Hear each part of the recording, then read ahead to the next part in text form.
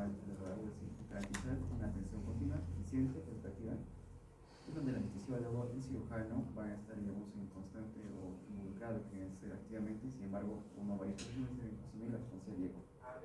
Y también lo que es el número de médicos va a depender también del volumen y de la cantidad de trabajo, o también lo que es la accesibilidad al quirófano y las etapas lo que es la parte de implementación del servicio. Es decir, el control del dolor debe ser el 24/7. Bien, ¿qué rol tiene la experiencia en la parte de también la parte de rol de ingeniería? Tanto también el rol de farmacéutico hospitalario. Es decir, el rol de ingeniería son las enfermeras son las principales en la parte clínica y la unidad de dolor a procesos de agudo. ¿Ya? Y también lo que viene a ser el protocolo o el PDF mencionaba también que se han propuesto modelos de bajos costes basados en enfermería como base operativa, con médicos consultores, aunque su aplicabilidad va a ser puede variar según lo que es el país. Y la parte de farmacéutico nos dice que va a ser algo esencial también para la preparación, almacenamiento, la distribución de lo que viene a ser la parte de medicamentos. ¿Ya? Y también lo que viene a ser, bueno, en la parte de equipamiento, es decir, los modernos medios de infusión van a permitir una administración segura de analgésicos, epidurales o intravenosos. Y no se necesita una tecnología muy satisfactoria o muy sofisticada, que es la parte de marcha como servicio de agudo que tenemos acá, las bombas de anestesia continua, digamos, y también los autoinfusores, también tenemos los dispositivos de monitorización, el material para realizar bloqueos y implantar catéteres y también la parte de material de reanimación. Bien, ¿y qué viene a ser con los locales? Es decir, que esto va a depender de lo que se requiere del volumen de trabajo, dependiendo de lo que viene a ser la iluminación, es decir, la cantidad de número de pacientes. ¿Qué se tiene?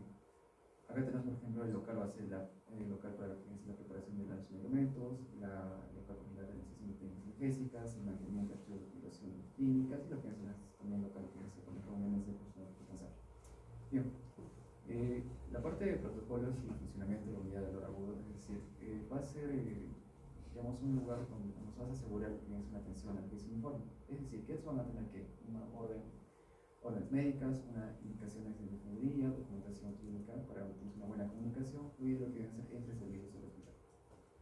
Bien, es decir, ¿cómo tiene que ser el funcionamiento operativo? ¿Ya? La unidad de dolor agudo se activa por la demanda del servicio quirúrgico del anestesiólogo. Es decir, va a asumir lo que es una responsabilidad de tratamiento analgésico. Entonces se coloca un catéter epidural o otros dispositivos, es decir, va a dar un seguimiento, lo que viene a ser una responsabilidad directa de la unidad de dolor agudo. Y también lo que es el primer contacto con el paciente suele darse en la sala de operaciones, donde se inicia el seguimiento de lo que viene a ser la clínica del dolor. Bien, la parte de seguimiento y respuesta, es decir, que nos dice acá que se van a realizar 1 o 2 visitas diarias regladas, pero la unidad de dolor agudo se debe estar preparada para responder inmediato ante cualquier solicitud, y así vamos a poder evitar lo que vienen a ser retrasos, que se reduzcan eficacia en el tratamiento. ¿Ya? Y también nos dice que acá en el pase de visita se evalúa el control del dolor, se define lo que es retornar al manejo analgésico, al servicio de tratante. Nos dice que usualmente el tiempo de 48 horas postoperatorias. ¿Sí? Eso sería todo, así que les cedo la palabra en este.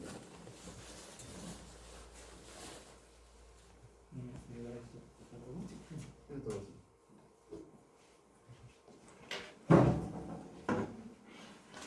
¿Y por qué piensas que es importante una unidad de dolor agudo? Como mencionaba en la parte de postoperatoria, cuando el paciente después de que sale el dolor postoperatorio. Si tienes un quiste en el pulmón, estás con mucho dolor. ¿Has visto cómo tratan en la regional o no? No son aquí las salas de recuperación. Una vez, no.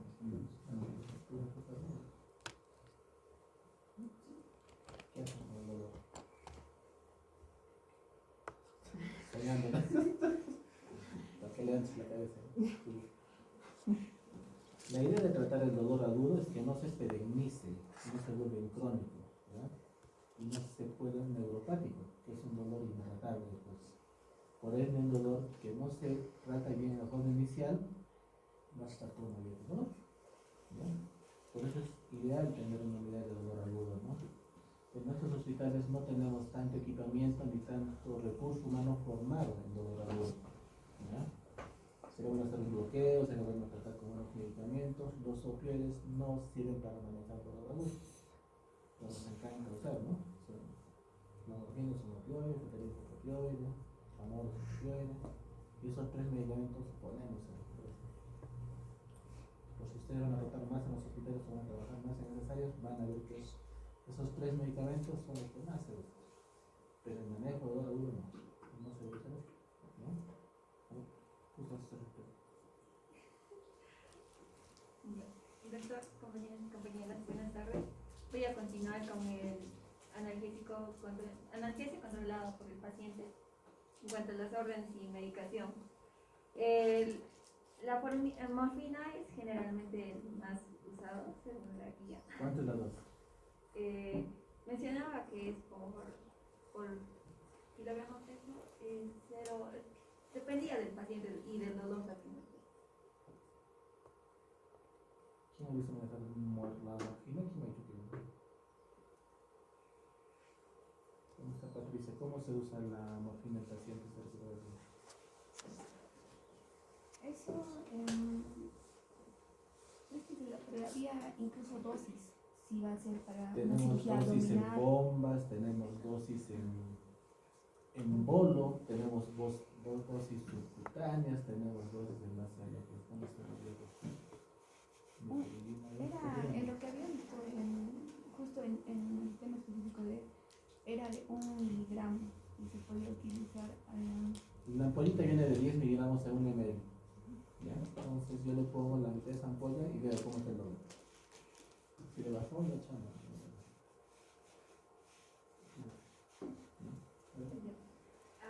En cuanto a los efectos, también mencionaba de que se debe evitar los medicamentos en cuanto a estos opioides en los pacientes que tienen enfermedad renal. Y debido a que los pacientes que tienen enfermedad renal tienden a acumular los metabolitos de morfina, como la morfina 6-glucurónico, y ese aumento va a producir efectos como náuseas y depresión respiratoria. Y en cuanto a la mepiridina, también debe evitarse en los pacientes que tienen enfermedad renal, debido a que este va a hacer que haya un aumento de la mepiridina, que va a ocasionar la acumulación de este metabolito, va a ocasionar convulsiones.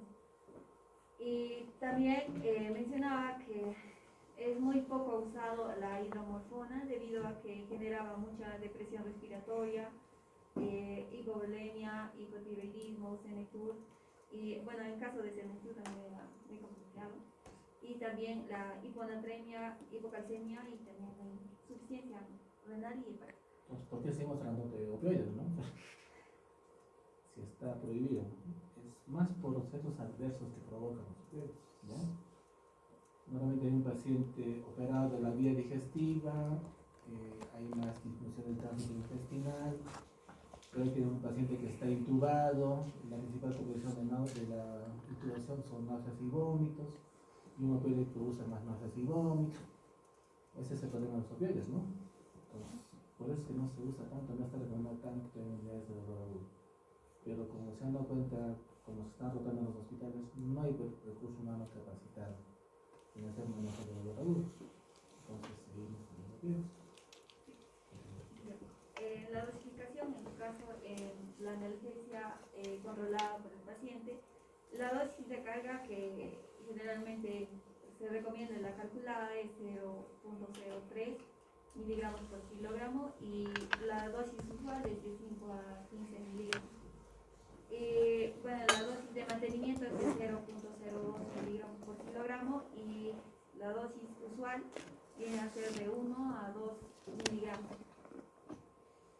También el intervalo de bloqueo, que viene a ser de 4 a 12 minutos, en cuanto a la variación, ¿no?, en la dosis calculada, y en la usual en adultos vendría a ser 5 minutos. La infusión continua viene a ser 0.015 miligramos por kilogramo por hora, y en la dosis usual viene a ser de 0.5 a 1 miligramos por hora.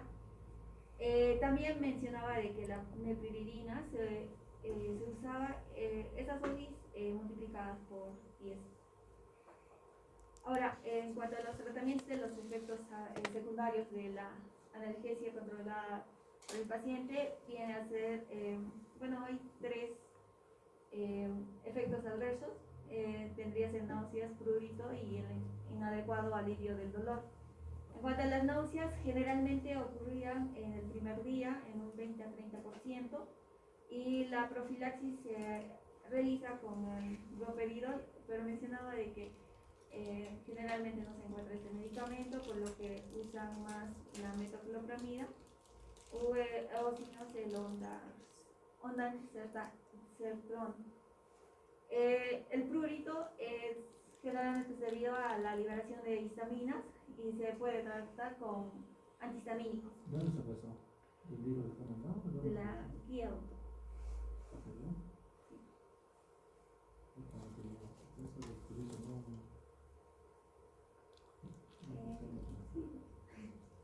Ya. Y también mencionaba que se puede disminuir la dosis, y también en caso de que no sea el prurito, se debe usar unas dosis mínimas de naloxona. ¿Qué es una naloxona? Es el antídoto de lo que... ¿Eso qué quiere decir?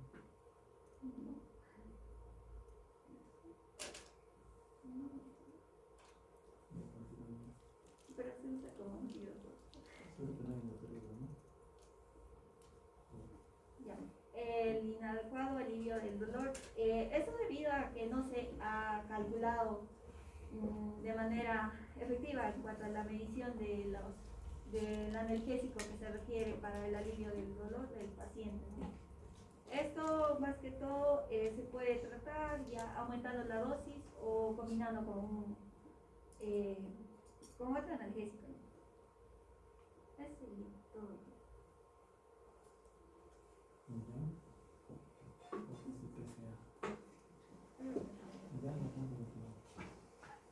¿Qué pasó? No te lo espero. Bienvenidos a todos, compañeros. Esperamos que tengan una excelente tarde. Continuando con la exposición, ahora vamos a hablar acerca de lo que es la analgesia epidural continua. La analgesia epidural continua es una técnica de analgesia que es utilizada o indicada para el manejo del dolor postoperatorio, principalmente tras cirugías torácicas o abdominales abiertas. También se puede utilizar para cirugías genitourinarias, cirugías de extremidades inferiores y en raras ocasiones también para cirugías de extremidades superiores. Este tipo de analgesia va a estar indicado en aquellos pacientes que se prevé cuya estancia hospitalaria va a ser más de 24 horas y raramente está indicada en cirugías mínimamente invasivas. En la analgesia epidural continua se va a hacer uso de catéteres epidurales que se pueden colocar ya sea a nivel de la columna torácica o lumbar. De preferencia colocar en el lugar correspondiente al dermatoma del área quirúrgica o dolorosa. Esto con el objetivo de que la analgesia sea mejor y eficaz. Es por ello, por ejemplo, si se tiene cirugía de los miembros inferiores, abdomen bajo y pelvis. Esos dermatomas, Sí, ¿qué son los dermatomas? son zonas de la piel que van a estar... De la piel, ¿no? Sí. En un dolor visceral, ¿se usan los dermatomas o no?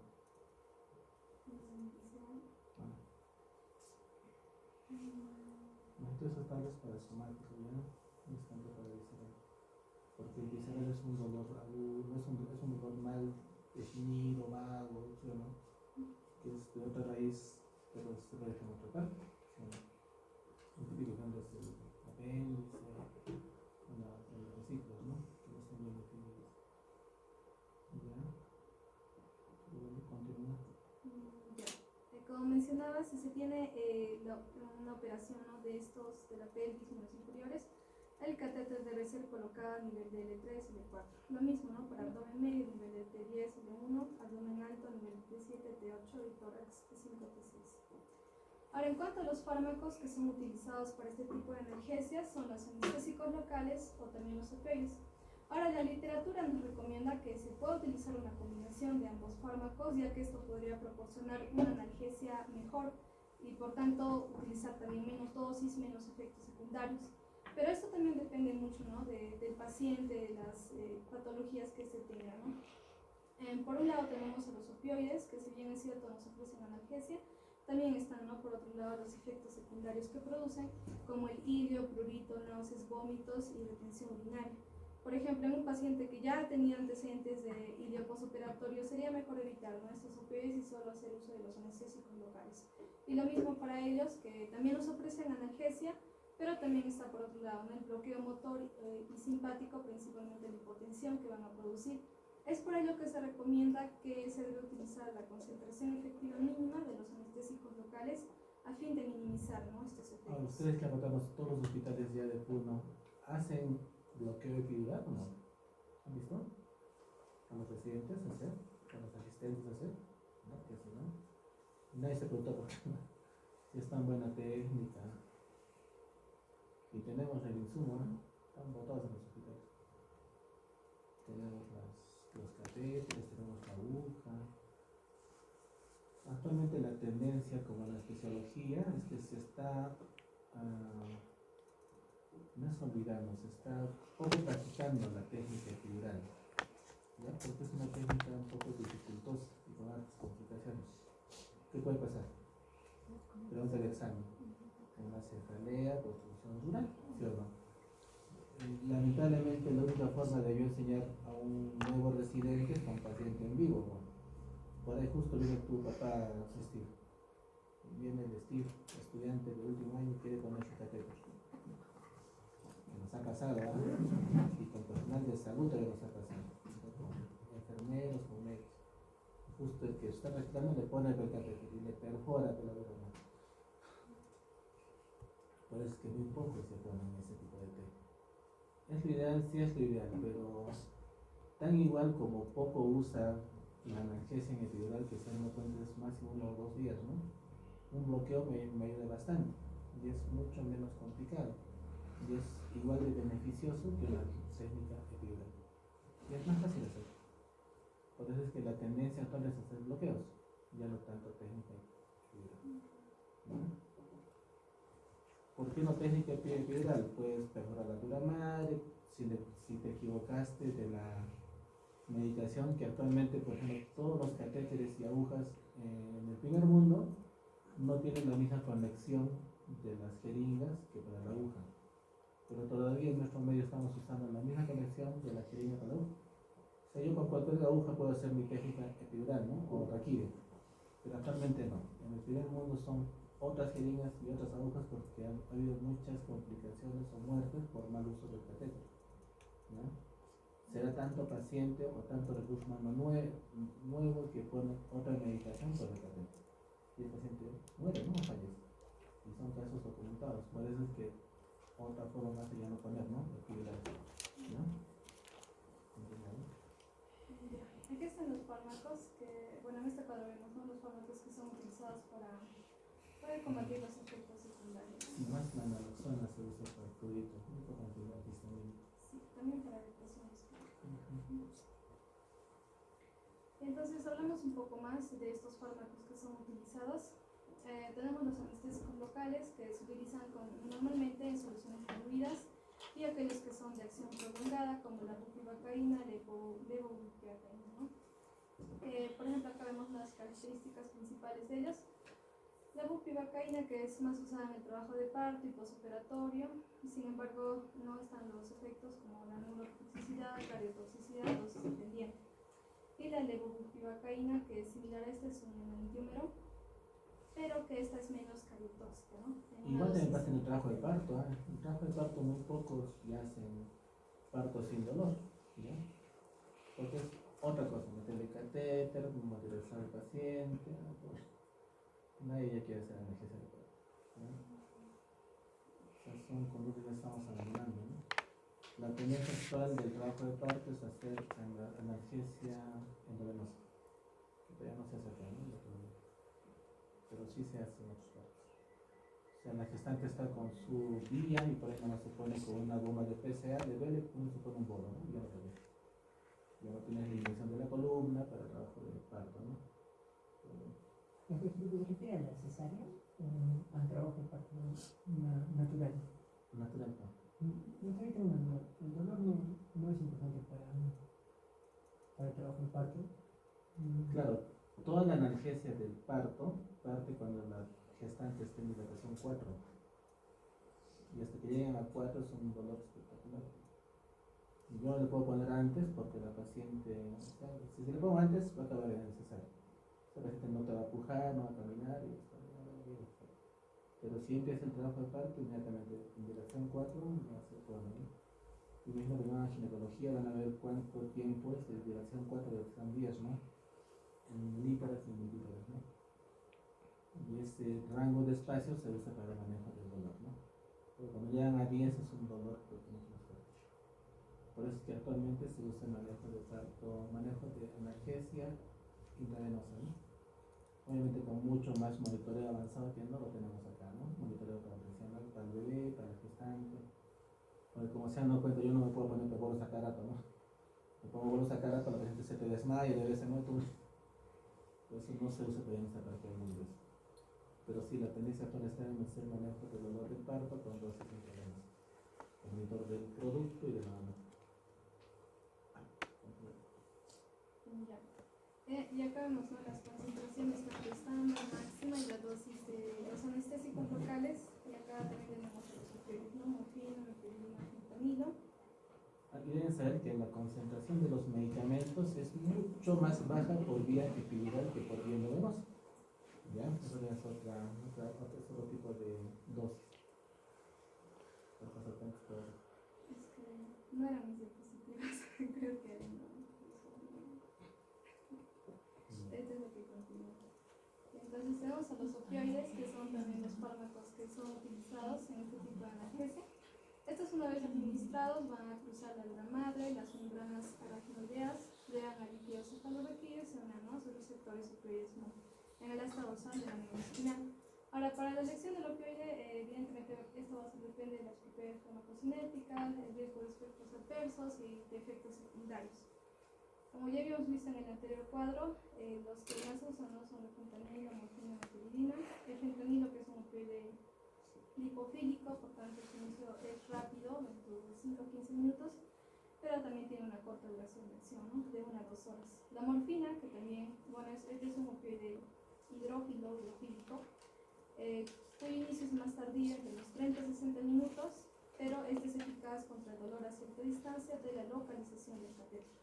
Y es el que más se asocia con depresión respiratoria diferida o retardada, que es aquella que se da 6 a 10 horas después, ¿no? De su administración. Y también la meperidina, que tiene un inicio de acción más lento que el fentanilo, pero su acción también dura más. Y esta, lo bueno es que no se asocia, ¿no? A este tipo de depresión respiratoria diferida. Bien, ahora vamos a hablar sobre las técnicas de administración, ¿no? De los medicamentos en analgesia epidural continua. Tenemos la infusión epidural continua, la analgesia epidural controlada por el paciente con y sin infusión basal continua. Bueno, la primera, esta no está basada en infusión, es la infusión epidural continua.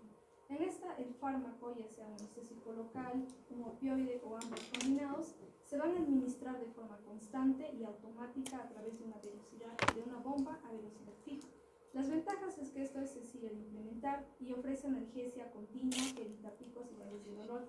La desventaja es que esta no se va a ajustar automáticamente a las necesidades individuales. A una cierta velocidad, para algunos pacientes la analgesia ofrecida puede ser insuficiente, mientras que para otros puede provocar una sobredosis. Esto se prefiere usar en aquellos pacientes que no pueden colaborar, por ejemplo, pacientes sedados, ancianos o niños. Y en aquellos pacientes que sí pueden hacerlo, se puede optar por la PCA con infusión basal, es decir, analgesia epidural controlada por el paciente con la infusión basal. Aquí el paciente tiene la posibilidad de administrarse bolos adicionales cuando éste lo necesite. Esto va a reducir los picos de dolor y el riesgo de interrupciones nocturnas que ocurre o es usual en la PCA sola, sin infusión basal. Y esta es más eficaz para pacientes con dolor impredecible. Desventajas es que aumenta, ¿no?, la complejidad del control. La indicación en cirugías dolorosas donde se espera fluctuación del dolor. Luego está la PCA sola, sin infusión basal, en la que el paciente debe administrarse un bolo para restablecer la analgesia a medida que disminuye el efecto del bolo previo. Las ventajas también es que el paciente, al igual que el anterior, puede ajustar la analgesia según su dolor, y las desventajas es que el paciente puede ser despertado por dolor irruptivo, ¿no? Y finalmente el bolo epidural intermitente programado, que este es, es una bomba que administra bolos automáticos en intervalos regulares y también se puede combinar, ¿no?, con lo que es la PSA. Sin embargo, la literatura nos menciona que los beneficios, efectos secundarios de este tipo de técnica no ha sido estudiada claramente, ¿no? Y bien, con eso se termina la participación.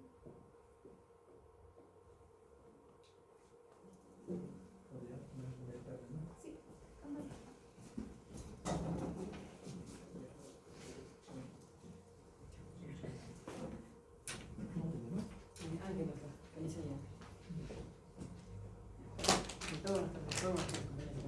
esta oportunidad yo voy a hablar acerca de AINES, paracetamol y llamados.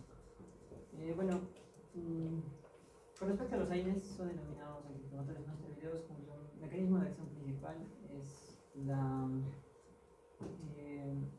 la inhibición de la ciclooxigenasa tanto 1 y 2. Se clasifica tanto el tipo AINES mixtos o AINES selectivos. Los AINES mixtos van a inhibir tanto la COX-1 y la COX-2, y los selectivos van a inhibir solamente la COX-2. Para saber más o menos qué es la COX-2, tenemos que hacer la vía de las ciclooxigenases. Todo inicia desde que los fosfolípidos, gracias a la fosfolipasa 2, se convierten en ácido araquidónico. Y este es el sustrato para tanto la ciclooxigenasa tipo 1 como la ciclooxigenasa tipo 2. La ciclooxigenasa tipo 1 se le denomina intuitiva porque ella está siempre presente en los procesos fisiológicos normales, mientras que la COX-2 es inducida, es decir, que se encuentra debido a un factor externo, a una noxa, en donde se produce la COX-2. Estas ciclooxigenasas van a transformar el ácido araquidónico en endoperóxidos denominados tromboxanos, prostaglandinas y prostaciclinas. Los tromboxanos van a formar principalmente tromboxano A2, el cual va a servir para la agregación plaquetaria y la vasoconstricción. Las prostaglandinas van a formar prostaglandina E1, 2 y 2A. Que va a ser que netamente, para el tema es importante, ya que estas van a ser responsables sobre todo de la prostaglandina E2 en el manejo del dolor y la fiebre. Y también las prostaciclinas, que sería la PGI2, la cual va a tener como función disminución de la agresión plaquetaria y el aumento de la vasodilatación, protección gástrica y también mejora la perfusión renal. Eso sería con respecto al mecanismo de acción de los AINES, es decir, que bloquean la ciclooxigenasa tipo 2, entonces decimos que no se pueden formar los endoperóxidos, tanto tromboxanos, prostaglandinas y prostaciclinas. Con respecto a las dosis del manejo postoperatorio, se nos menciona que los AINES son bastante utilizados en el manejo del dolor postoperatorio, sobre todo para manejar dolores leves a moderados, pero se puede obtener una opción para manejar dolores moderados con respecto a la analgesia antiviral. Se utilizan estos fármacos como el diclofenaco intravenoso, 75 miligramos dosis única. Según lo que he leído, mencionaba que el ibuprofeno es el tratamiento de elección para el manejo de dolor postoperatorio, con una dosis única de 400 miligramos. ¿Y cómo le da el ibuprofeno? Y ahora hay una venosa también. 200 miligramos esto con respecto máximo, porque vamos a ver los efectos adversos. Naproxeno también se da 500 miligramos cada 12 horas y Celecoxib 200 a 400 miligramos. Preoperatoriamente se da 200 miligramos y cada 12 horas, a las 12 horas postoperatorio, cada 12 horas. ¿Bioral también? Sí. Supongo que así. Ahora, ¿y existen los Coxib endovenosos o no? Hasta me recuerdo, sí. A ver, atrás para tu cuadrito. ¿Cuál es este? No podría decir. Pero solo sé que estos dos que se han puesto en asterisco están fuera de mercado por sus efectos adversos. ¿Cuál? El Rofecoxib y el Varecoxib. ¿Qué efecto tienen? Decía que los pacientes desarrollaban infartos. Y le he puesto, doctor, el metamizol, porque he visto bastante que pone. En mis rotaciones de salud he visto que sí pone metamizol, tramadol y dibenilinato. Sin embargo, he visto en la literatura mencionaba que el metamizol no se ponía mucho por su efecto adverso a granulocitosis. Sí, pues no se recomienda. En todo el Estados Unidos ya no se pone metamizol. ¿Qué se pone? ¿Qué medicamento se pone? Paracetamol. Paracetamol endovenoso. Con respecto a los efectos adversos, sobre todo esto ocurre, gastrointestinalmente ocurre con los AINES mixtos. Puede generar dispepsia, gastritis, úlceras, hemorragia digestiva y perforación. A nivel cardiovascular, esto es más propio del selectivo, como eventos trombóticos, insuficiencia cardíaca, hipertensión arterial, y aquí también tiene que poner infarto agudo de miocardio. A nivel renal también son los mixtos. ¿Cuál de esos AINES es menos nefotóxico? Ibuprofeno. Y la tercera también, ¿no? Y en hematológico también existe una prolongación de tiempo de síntoma. Con respecto al paracetamol, este va a tener un mecanismo similar y nivel a COX, pero ¿por qué está separado? Porque este generalmente no es una inhibición de COX periférica, sino central. Entonces, principalmente...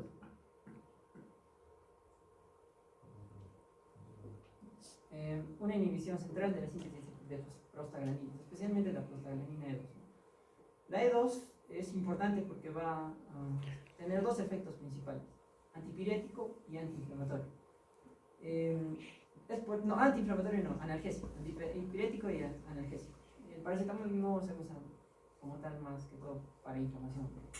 Y también mencionan que también tiene cierto efecto periférico, pero este no es mucho menor, y sobre todo actúa sobre la COX-3. También tiene otro mecanismo de acción que es conversión de metabolitos activos en el sistema nervioso central. El metabolito activo es el ácido N-araquidónico fenilamino, que activa los receptores cannabinoides y también genera analgesia central. Con respecto a las dosis para el manejo postoperatorio, se nos menciona que esta se puede dar de 500 a 1000 miligramos vía oral o endovenosa cada 6 horas con un máximo de 4000 miligramos al día. Aquí la literatura decía que algunos se tiene que dar menos de 3 gramos, pero también decían algunas otras menos a 4. Y en pacientes pediátricos se da 30 miligramos por kilogramo al día, dividida en 4 dosis vía endovenosa. Con respecto a los efectos adversos, el más importante es la hepatotoxicidad, con una dosis de riesgo de 10 a 15 gramos de forma aguda, y si se da de forma crónica, porque también mencionaron que hay algunos pacientes, sobre todo ancianos, que tienen tratamiento crónico para paracetamol, 10 gramos en varios días. Y esto por la formación del NAPI. En consumo crónico también puede dar efectos adversos como la hipertensión arterial, las úlceras gastrointestinales y la insuficiencia renal. Con respecto al tramadol, se nos menciona que es un opioide de baja potencia que va a tener principalmente su efecto en los receptores mu, delta y kappa. Sin embargo, se nos menciona que el tramadol como tal, el efecto analgésico que produce es bajo. Lo que sí produce su mayor efecto analgésico es cuando se metaboliza por la CYP2D, convirtiéndose en metabolito M1. Entonces este sí tiene mayor efecto sobre los receptores mu. También tiene una acción, bueno, este actúa a nivel central, es decir, en el cerebro y también en el sistema nervioso, en la médula espinal, sobre los receptores mu, delta, kappa, y también sobre la inhibición de la recaptación de serotonina y adrenalina. Con respecto a la dosis de manejo del dolor postoperatorio, para el manejo del dolor postoperatorio se usa la formulación de liberación inmediata, porque existe otro tipo de liberación, que es una liberación tardía. Con dosis orales de 50 a 100 miligramos de 4 a 6 horas, con una dosis máxima de 400 miligramos, vía intravenosa de 100 miligramos cada 6 horas. Y esta se maneja de dolor moderado a severo. No se usa la subcutánea en el manejo de dolor postoperatorio por el mismo hecho que demora. Con respecto a los efectos adversos, los más importantes, bueno, el más común son las náuseas, mareos y vómitos, pero también en pacientes que tienen antecedentes de epilepsia incrementa el riesgo de convulsiones. Hacer un opioide también puede generar drogodependencia, y al combinar con ciertos fármacos como benzodiazepinas o alcohol, aumenta el factor de riesgo de depresión respiratoria. Y como última parte, se nos menciona que al inicio nos mencioné, para evitar dosis altas, lo que se hace para el manejo del dolor postoperatorio es la analgesia multimodal.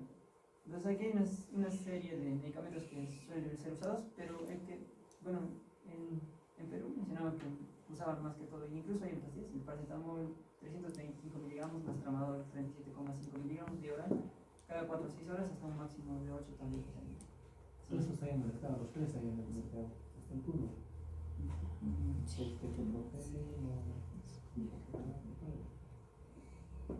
Y eso sería todo. sea, el tramadol tiene dos techos o no. Sí, sí, tiene dosis de hecho. ¿Cuánto? 400 miligramos. Bastante, ¿no? Sí. Bastante. Alexander, ¿no? Sí.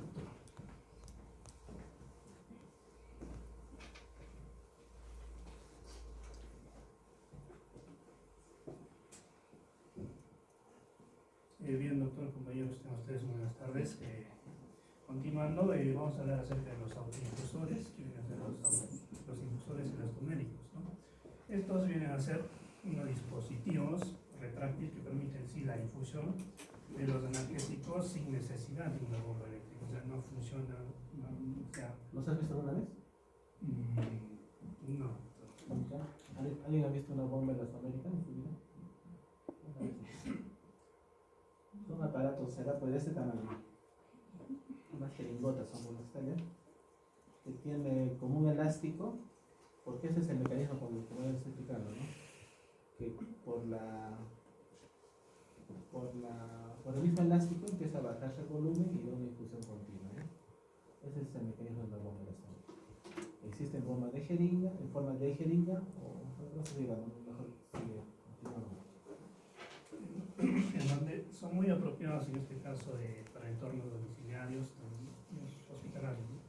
Y existen como de diferentes tamaños y según el modelo que elijamos pueden administrarse lo que es el fármaco a diferentes velocidades, ¿no? Y también, aunque se utilizan sobre todo para la infusión continua de fármacos por vía intravenosa o epidural, también los hay disponibles para lo que es la anestesia controlada del paciente y para utilizar por otras vías. ¿Cierto? Sí. En unidades de dolor crónico, sobre todo en oncología, usan bastante esto. Si ustedes tienen un paciente, un familiar que tiene un problema oncológico, sería ideal que usen, ¿no? Porque en los oncológicos más que todo se pone vía subcutánea, ¿ya? Y esa vía te permite manejar el dolor de 10 a 15 días. ¿Se puede poner vía epidural? Sí, se puede poner vía epidural, pero como es de más cuidado, no se sugiere tanto para este control, ¿no? Y por vía intravenosa, ¿por qué no se puede poner tanto tiempo?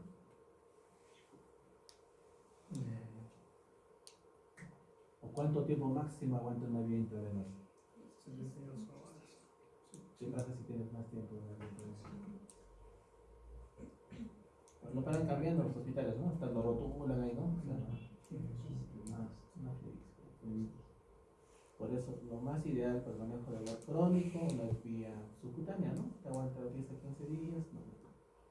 La vía epidural sí puede, es más, actualmente se usan infusores continuos por vía intratecal todavía, que duran de 3 a 4 meses, pero los dispositivos están muy caros. Son dispositivos que se colocan dentro de la piel del paciente y el paciente se pone la medicación en el dispositivo, ¿no? Y te va infundiendo medicamento por 3 o 4 meses. Cuando tienes vías más centrales, las dosis son más pequeñas, ¿no? O sea, no se va a poner una vía intravenosa que poner una vía intratecal, ¿no? El medicamento baja de 100 o 200 meses. Entonces, es mejor la vía intratecal, pero es mucho más caro. Entonces, no hay interés, ¿no? Ahora, el modelo de bomba elastomérica, la más común es esa de allá, pero el problema es que, bueno, las más comunes son de esta forma. Las más comunes son unas redonditas que se pesan en un disco, ¿no? Pero esas no son tan buenas porque uno no puede ver tanto el control del volumen. Y esto sí puedes ver el volumen porque va bajando, ¿no? Poco a poquito va bajando, 100, 90, 80. Los volúmenes son desde 100 hasta 250 ml. O sea, tú tienes que cargar en tu cuerpo ese dispositivo para que esté extendiendo la medicación continuamente, ¿no? ¿Cuánto aguanta? Estas bombas elastoméricas, por el volumen y por el tipo de azúcar, te puede aguantar de 3 días a 7 días. Y si es que son días que te aguantan 2 semanas, entonces te puedes cambiar 2 veces cada semana, ¿no? Para que te puedas ir dando los medicamentos. Es lo ideal o es lo actual lo que se hace en temas de manejo de dolor agudo y crónico, ¿no? ¿Cuánto cuesta? En el mercado privado cuesta de 800 a 1500 soles cada bombita, ¿no? El Estado sí lo puede apoderar gratis, pero no se puede comprar, ¿no? No. ¿Alexander? 3 de nos vemos. Ya te acuerdo que vamos cuando vamos a la siguiente clase, ¿ya? ¿Qué falta? ¿Qué falta poner?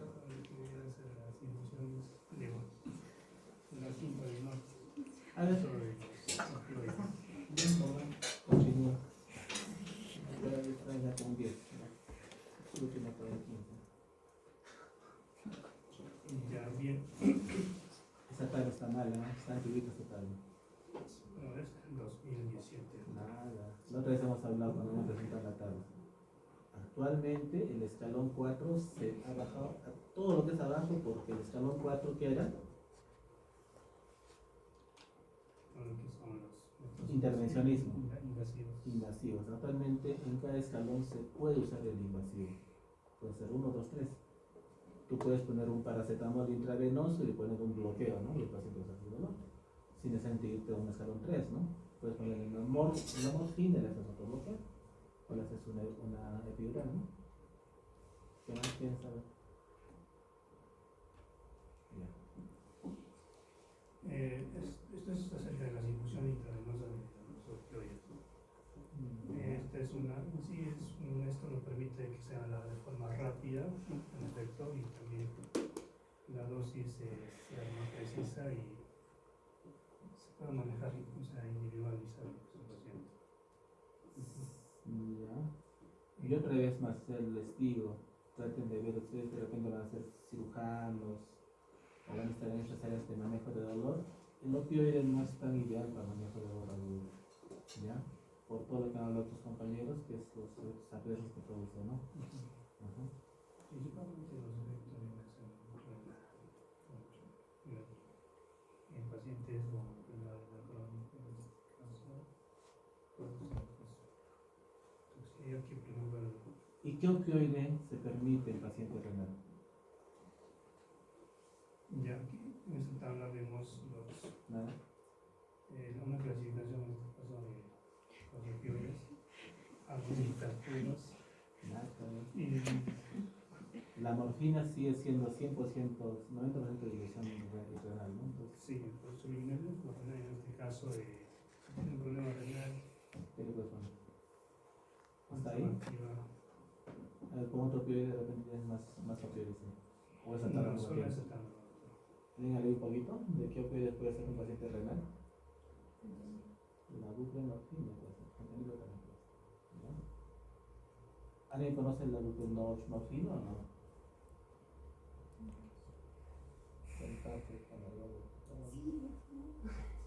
¿De cuánto viene? Ya te creo. Son parches. Ahora, en el tema de opioides, cuando se maneja un poquito más este tema, es de que se puede convertir los opioides, porque es bueno botarlos, porque hacen los pacientes dependencia al opioide. Si es que los sacas el medicamento, hacen problemas de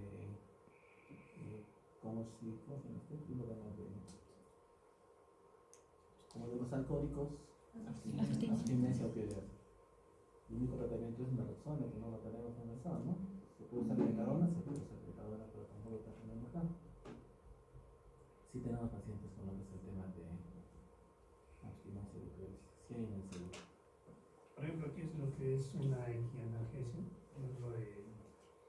en el CADI se puede cambiar, ¿no? Lo que es el medicamento. Claro, si yo tengo un paciente, a ver, que tiene dosis de 400 miligramos de tramadol al día, ¿cuánto le corresponde de morfina? 40. Ahora, para hacer la conversión, no necesariamente tienes que pasarte de novenoso a novenoso. Todas las tablas de dosis analgésica de opioides, todos van a la vía oral. Hay tablas más grandes que te dicen, digamos, de la dosis transcutánea te vas a la conversión de vía oral de morfina y de recién te vas a lo que tú deseas poner, sea novenoso, subcutáneo o de otro opioide. Pero no lo tengas ese cuadro, ¿no? De equianalgesia de opioides, ¿no?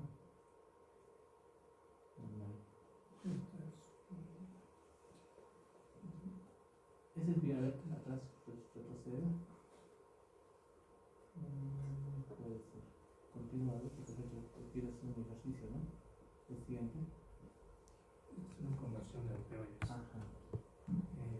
Es un protocolo que primero es identificar lo que es la dosis total diaria del opioide actual, luego usar una tabla de conversión aquí analgésica, esto para calcular lo que es la dosis, ¿no? Sí, porque muchas veces tú tienes un oncológico que te usa 40, 60 ampollas de un opioide, una morfina, por ejemplo. Entonces tienes que calcular o recalcular y ponerle en otra vía, ¿no? Vía repetal y epidural, ¿no? Para no poner tanto opioide. Porque tampoco te permite un sistema, esas bombas elastoméricas tienen un volumen determinado y no van a entrar por 40 ampollas ahí, ¿no? Como opioide, ¿no? Entonces tienes que buscar otra vía o recalcular o ver otro tipo de opioide. O un fentanilo, otro que sea más potente que la morfina, ¿no? Pero todas las conversiones de opioides tienen que pasar a una vía oral. Después recién convertirse a la vía que tú deseas colocar, sea endovenosa o sea topical. ¿Tienes algo más? Sí, los de aquí analgésicos nos permiten migrar de intravenosa a intravenosa. Una vez que el dolor se ha restablecido, Pero esto es más para el manejo del dolor crónico, yo veo, ¿no? El dolor agudo casi no, como al final porque se calma. Pero para los pacientes que tienen bastante dolor, sí, se reconvierte. ¿Ya? ¿Dudas, preguntas? Doctor, dijo que no se podía usar opioides en el manejo del dolor agudo. Sí. ¿Pero qué se tiene que usar? Ahí ¿O lo ideal? y un bloqueo no te puedes.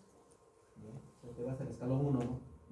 Por eso es que actualmente en todos los escalones se hace intervencionismo. ¿No? Sí o sí en las salas de unidad de dolor agudo tienes que ponerle un bloqueo. ¿No? Yo cuando estoy sí les pongo un bloqueo. Ya me atrevo a trabajar con los amiguitos, ya les pongo un bloqueo. Y sí se vea la respuesta del paciente. El dolor baja tremendamente. De una escala que estaba en 9, 10 de dolor, baja un 3 o un 2. Y es un dolor más manejable, ¿no? Se puede ir a una unidad de piso, ¿no? Para tener más medicación. Que también es mucho más rápido, porque yo poner todavía una epidural que se siente el paciente, trae el cassette, lo que es rápido, ¿no?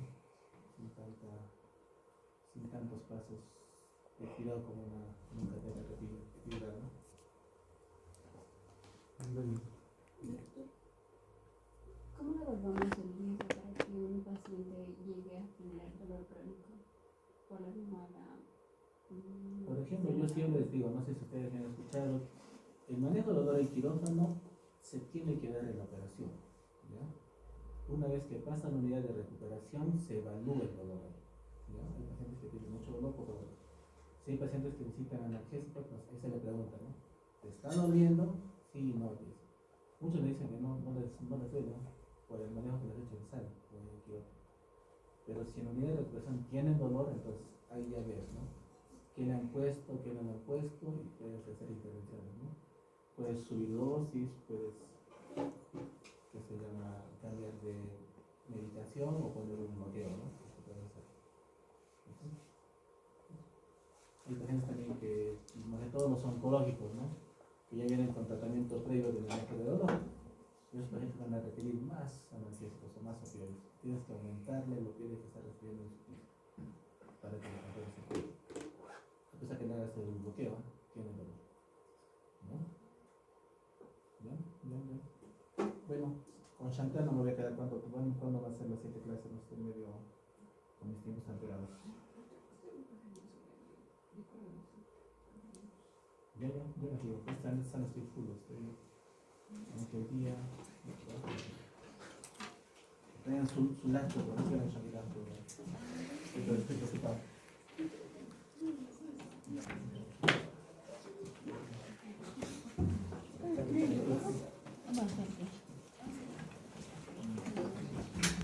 Entonces, ojalá que esta semana tenemos otra sesión, si no